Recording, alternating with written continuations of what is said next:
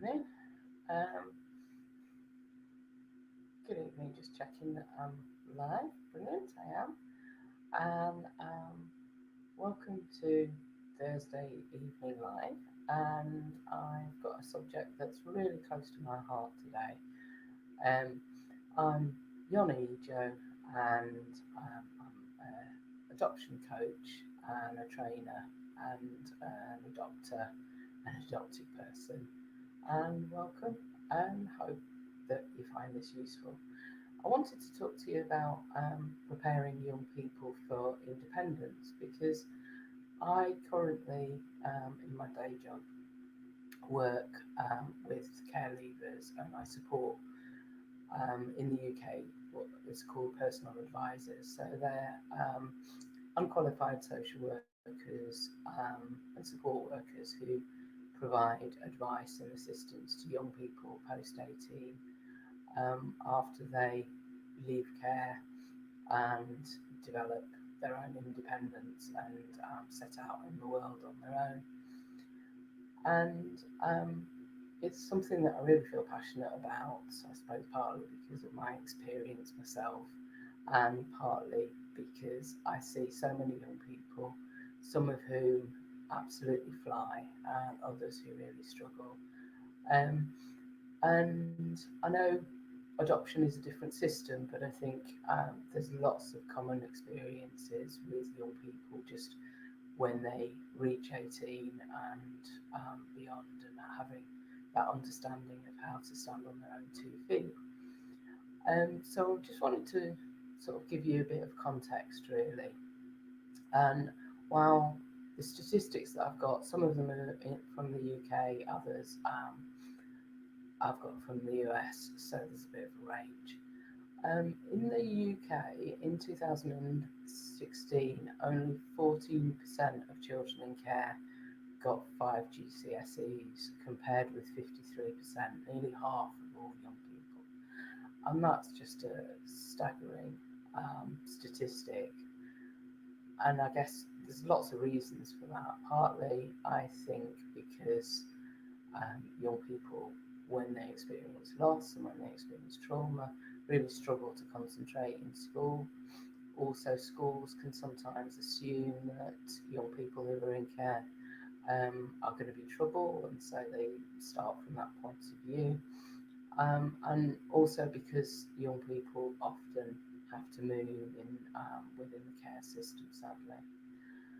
Um, and care leavers are 3 times more likely to not be in education or training, and obviously a lot of opportunities, future life opportunities, come as a consequence of education and training. So again, they're locked out of some of those opportunities. And looked after children are more, twice as likely to be permanently excluded, so asked to leave school. Um, and only 1 in 14 care leavers go to university, compared with half of all young people. So we've got a lot of a way to go, really, in supporting our young people. And in the US, adopted, and a study found that adopted children, young adults, were sadly 4 times likely to attempt suicide as non-adopted young people, and that's quite a scary statistic. And I think it's got a lot to do with people understanding who they are and understanding their identity. And so that's something that I feel very strongly about. So, in terms of preparing young people for leaving care or leaving your home, even if they're in adoption, they're still going to leave at some point. Um, and obviously, with young people in the care system, there's a real disparity between when they have to stand on their own 2 feet and when adopted or birth children have to leave home.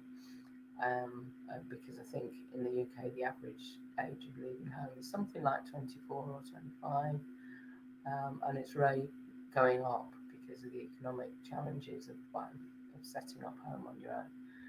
And so our young people in the care system are very out of sync with that.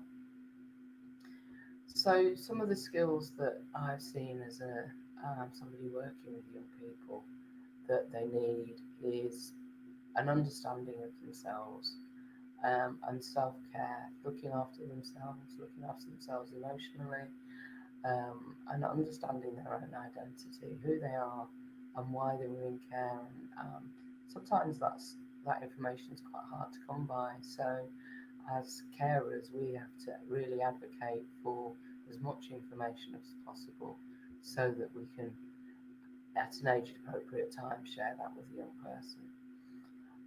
They need to be encouraged, as I'm sure you would, to feel positive about their environment, to look after their belongings, to tidy their room, to understand consequences, and respecting their environment, because those sorts of skills, when they're set out at an early age, will really benefit them in adulthood. Because we've got a number of young people who maybe set up home and struggle with those sorts of things, and feeling like they're worth a nice environment, and sometimes they can really struggle to keep it nice, and keep their emotional well-being good. Young people definitely need to understand money and spending money and earning money, and I think that's a challenge sometimes for us as carers. But understanding pocket money, budgeting, keeping track of their own money. Quite a number of young people can be persuaded to do things that are against their interests and best interests with money, because they don't fully understand what the consequences are. So like making sort of claims and fraudulent arrangements that then impact on their credit rating, and in the long term that doesn't perhaps feel very important when you're 18, but it certainly can be important when they're older and looking for to get a mortgage, or to guarantee a renting property. Young people need to understand finances and interest, and that's something that I think lots of adults really struggle with, in fairness. But it's helpful for them to know about savings and the need to prioritise their rent and their bills. Because I've seen, sadly, a number of young people who've perhaps come to some challenges because they haven't understood how important it is to keep a roof over their head. A place, understanding and keeping a place of their own. So sometimes young people, when they first start living independently, their friends and people around them might try and persuade them to make their flat sort of party central, and so they can then have difficulties with other people living around them and with their landlord, and that can cause quite a lot of difficulty. So good understanding of relationships and recognising the sort of reasons that other people might be asking them to do things. I think that's quite a challenge, really, because particularly with young people who've experienced loss or trauma, sometimes they can struggle to read other people's motives and might think that they're somebody who's a real good friend, but actually it might turn out that person has really not got their best interests at heart. And obviously looking after property, and lots of young people really enjoy making their space nice and warm and comfortable, and making it their space, really. Another independent skill that they benefit from is cooking on a budget, and that's something that you can start really early on when they're 12, even younger than that, doing cooking together. And it's a lovely activity. It's one of the things that can really bond you together with a child, but it also is setting a good example for later on in life. And I know lots of foster carers um, go shopping with young people, and that can be really a good opportunity to perhaps have a little budget, decide on a meal plan, go and buy the ingredients, and then make it together. And again, that's a really good skill. And I've perhaps been a bit disappointed with some carers that I've met who don't like young people in their kitchen and want to just cook the food. And that's all well and good when they live with that carer, but unfortunately it doesn't give them the skills that they need to look after themselves at a later date. And shopping, negotiating, sort of even something simple like ringing up and finding the price of something. Um, and a lot of young people really struggle with that. And I admit myself, my two girls who are teenagers, both are reluctant to do that unless pushed. So we encourage them to do those sorts of things themselves as much as we can. So young person might develop some signature dishes that they like to make so that they're confident making. That young people might have a particular meal that they really like, and so going through it, cooking with them, helping them to have a range of different courses that they can make, but also recognising budgeting. And in some ways that feels really hard because young people won't have lots of money, even if they're employed, they might struggle with financially. And we all know that things are going up in price all the time. But the more plans there can be, and the more that even at a very young age they can make positive decisions about spending money and recognising that money is finite, and so you do have to budget for it. I was having a conversation with a foster carer today, actually, talking about a young person who kept spending money and getting herself into situations or committing to spend money, and the carer was bailing her out, and well, because to maybe partly to avoid an argument, and I totally understand that, and I totally understand the good intentions with that, but unfortunately, the message that gives to children and young people is that they can set themselves up in a situation, maybe booking a taxi, maybe buying a pizza or going for a meal with friends, and then they haven't got the money to back it up. If we keep bailing them out, then they will expect us to keep bailing them out. And some of the young people that we work with have a pretty rude awakening, really, when they start living independently because there isn't anyone to bail them out.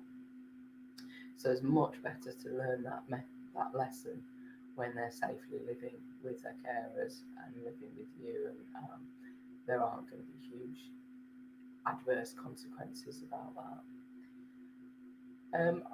I think one of the other really important messages, I think, to say for young people when they're living independently and even before is to teach them about drugs and to be informed about drugs, because it's something that is very regularly talked about in their peer groups. It's something that young people will be exposed to, and it's really important that they understand drugs and they understand the implications of it, and also that perhaps we don't completely panic if they do try it, but hopefully talk about it and have that relationship so that young people do feel like they can come and talk to you about it, and if they have an experience or they're exposed to it.